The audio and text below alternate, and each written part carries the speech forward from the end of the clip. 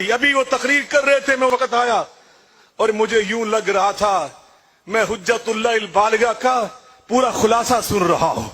میں بر صغیر میں کسی دوسرے شاہ ولی اللہ کا خطاب سن رہا ہوں.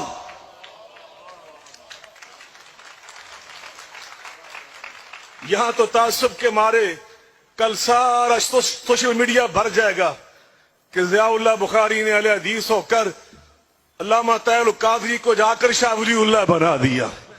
لیکن مجھے کوئی اس کی پرواہ نہیں. حسینی وہ ہوتا ہے مومن صداقت بیان کرنے سے رک نہیں سکتا، اتر سکتا ہے سر خوددار کا مگر جھک نہیں سکتا. لا یخافون لومۃ لائم. اجتہاد کی بات کر رہے تھے، تقلید جامد کی بات کر رہے تھے. توجہ سے سنیں، اجتہاد کی بات کر رہے تھے، فکری تحرک کی بات کر رہے تھے، فکری تحریک کی بات کر رہے تھے، اور فکری انتشار اور فکری انارکی اس کو روکنے کی بات بھی کر رہے تھے، تجدید کی بات بھی کر رہے تھے، تجدد کی بات بھی کر رہے تھے. اور مجھے سید محمد داؤد غزنوی رحمت اللہ علیہ، جن سے بڑا ہم نے پاکستان کی سرزمین پر حجت اللہ البالغہ کا معلم اور مدرس اور استاد نہیں دیکھا، مجھے ان کے درس یاد آ رہے تھے.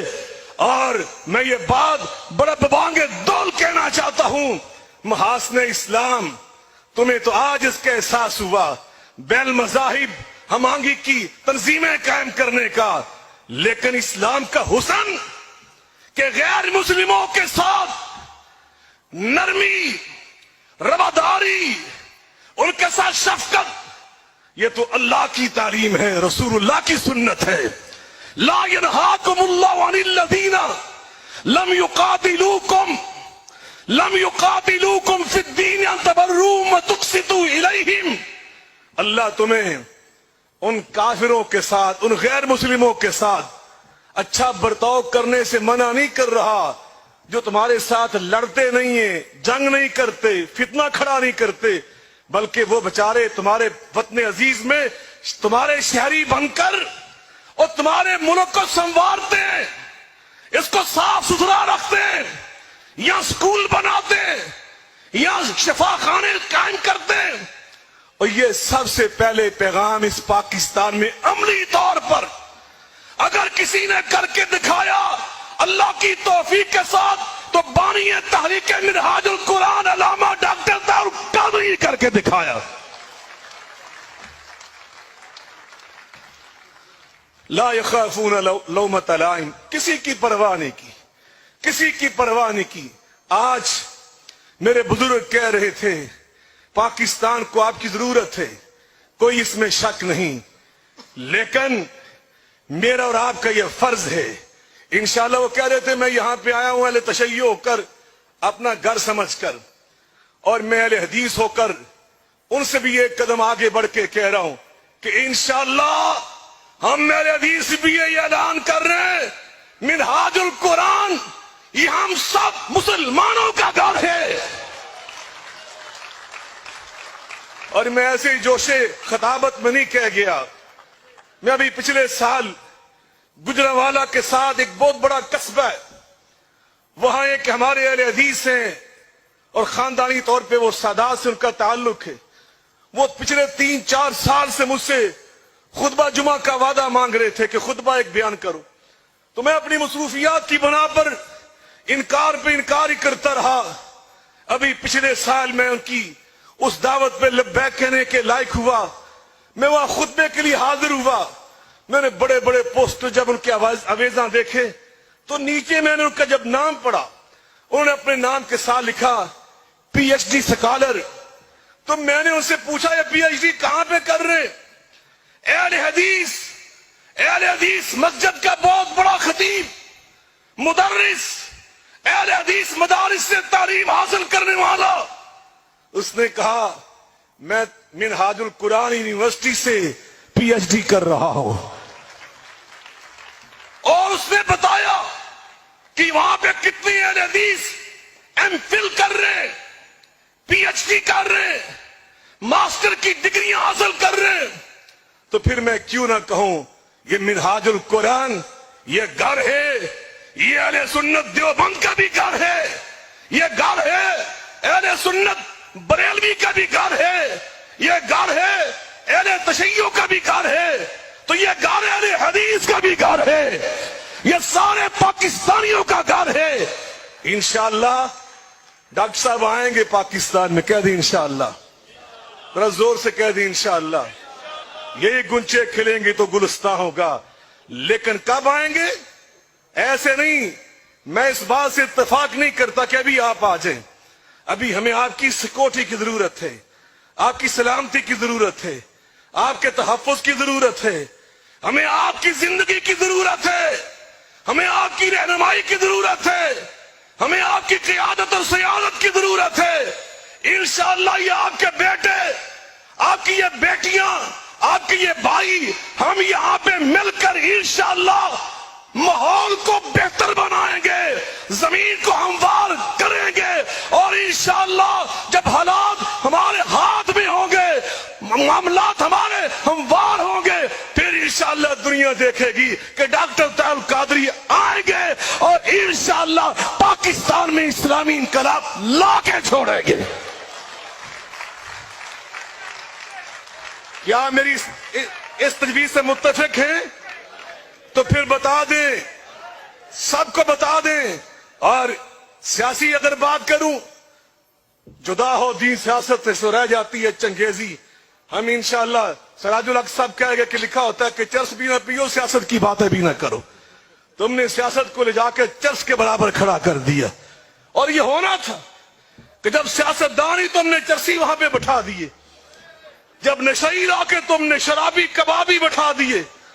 انشاءاللہ طاہر القادری کا انقلاب, انشاءاللہ یہ علماء, یہ فضلاء, یہ پڑھے لکھے, یہ پروفیسر, انشاءاللہ جب ان کے ذریعے انقلاب آئے گا, وہ علم کا انقلاب ہوگا, وہ قلم کا انقلاب ہوگا, وہ تعلیم کا انقلاب ہوگا, وہ تربیت کا انقلاب ہوگا, وہ تزکیے کا انقلاب ہوگا, وہ انشاءاللہ اللہ کی غلامی کا انقلاب ہوگا, وہ محمد مصطفیٰ کی تابعداری کا انقلاب ہوگا. لیکن سنیے, میں عرض کرتا ہوں, اس حوالے سے بھی جو فراست ڈاکٹر صاحب کی تھی, ابھی وٹو صاحب نے کہا تھا نا کہ میں 2 ساتھیوں کے ساتھ نکلا تھا. ایک دوست ڈاکٹر محمد طاہر القادری صاحب تھے, اور ایک میرے اس وقت ساتھی وہ فلاں صاحب تھے. لیکن فلاں صاحب کے ساتھ چند دنوں کے بعد ہی میری دوستی دشمنی میں بدل گئی, اور درویشوں کے ساتھ دوستی آج تک چل رہی ہے. اللہ والوں کے ساتھ دوستی ہمیشہ ہوتی ہے.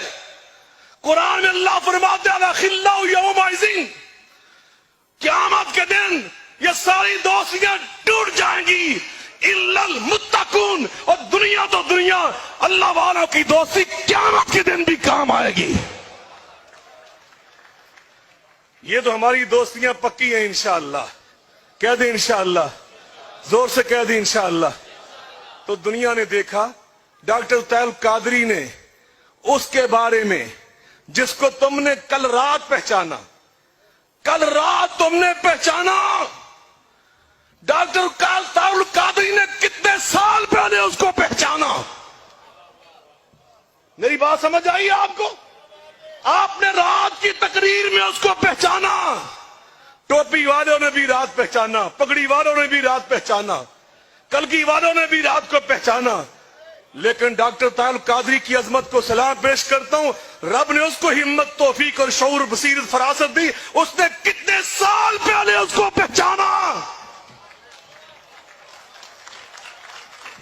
ہم نے تب پہچانا جب اس نے کہا ادارے کو للکارتے ہوئے, اور جو جا کے مورچوں میں جاگتے ہیں, میرے آقا علیہ السلام فرماتے ہیں, اور مورچے میں جاگنے والا سپاہی, اس کی ایک رات خیر من الدنیا وما فیہا, اس کی فضیلت ساری دنیا سے اعلیٰ.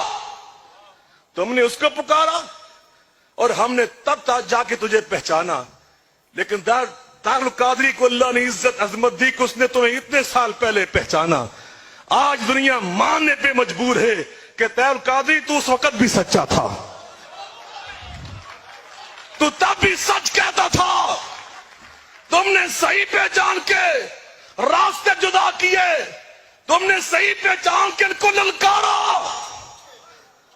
اور وہ شہداء جنہوں نے اس راہ میں شہادت کے جام نوش کر لیے, اللہ میری ان بہنوں کو جو شہید ہو گئیں, ان بھائیوں بزرگوں کو جنت میں اعلیٰ مقام عطا فرما. اور ہم یہ بتانا چاہتے ہیں, آج ڈاکٹر طاہر القادری صاحب کی پوری ٹیم, ان کے روحانی فرزند اب BCO میں نہیں ہے اور کسی ایک شعبے میں نہیں ہے. میں ٹی وی میں جاتا ہوں, علامہ میر صاحب سے پوچھیں, میں ہر چینل میں جاتا ہوں, اللہ کے فضل جہاں بھی جا کے میں ٹٹولتا ہوں 2-4 بندے ضرور منہاج القرآن دے لب دینے سے. ابھی راجہ ناصر عباس صاحب کی آپ نے بات سنی, اور ترکی آ رہے سے جڑی گڑی ملی ہے وہی منہاج القرآن دی لبی سے. جہاں بھی انشاءاللہ تم جاؤ گے, بیوروکریسی میں جاؤ گے, سکولز میں جاؤ گے, کالجز میں جاؤ گے, یونیورسٹیز میں جاؤ گے, مدارس جامعات میں جاؤ گے, انشاءاللہ تمہیں ڈاکٹر طاہر القادری کے روحانی بیٹے ضرور ملیں گے انشاءاللہ. اور انشاءاللہ الرحمن ابھی انقلاب آ کے رہے گا, مل کے کہیں انشاءاللہ. وہ اتنی اونچی بولو اسلام آباد تک کا آواز جائے. انشاءاللہ یہ انقلاب آ کے رہے گا, کوئی ماں کا لال اس کو روک نہیں سکے گا. وآخر دعوانا ان الحمدللہ رب العالمین.